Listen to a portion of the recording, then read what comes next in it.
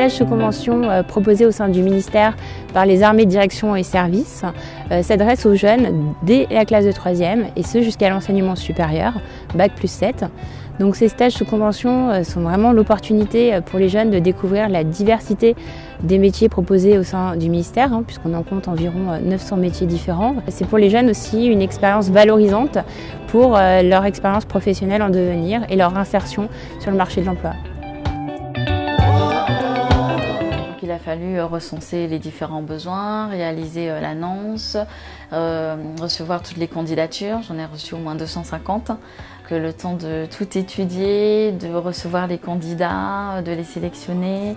Comme tout personnel qui vient de l'extérieur et qui intègre une équipe, il y a forcément un travail d'acclimatation et d'accueil. Un petit peu parce qu'il faut bien réfléchir aux mémoires qu'on va lui imposer, aux stages qu'on va lui faire faire. Après, il y a une mise en route, pour la présentation du ministère des Armées, de ce qu'on fait chez nous.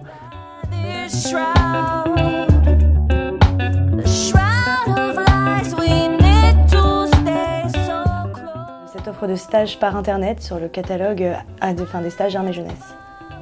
Alors, mon père est militaire ici, sergent-chef à l'armée ici. Je suis tombée sur les catalogues de stages, donc j'ai écumé les stages et puis je suis tombée sur l'offre de la marine. Et j'ai pu postuler via toutes les informations et coordonnées qui étaient laissées sur la fiche de poste.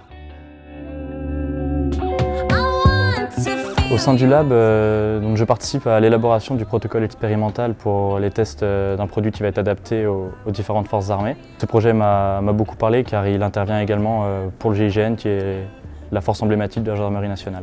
Donc au niveau du travail qui m'est confié, je suis en autonomie. Je rends des comptes bien évidemment à Dan sur tout le travail que je fournis, mais il me laisse carte blanche dans les recherches et l'analyse. Je travaille sur l'évaluation des risques chimiques. Tout ce que je vois, le stagiaire le voit, et ce qui permet, lorsque j'ai une mission à l'étranger, d'avoir une veille qui se poursuit et il a une vraie connaissance de l'ensemble des dossiers que je traite. Et au-delà du travail que ça nécessite, en fait, le gain est tel que c'est gagnant-gagnant. Pour un stagiaire, c'est l'occasion de mettre en pratique ce qu'il a pu apprendre de manière théorique lors de ses cours.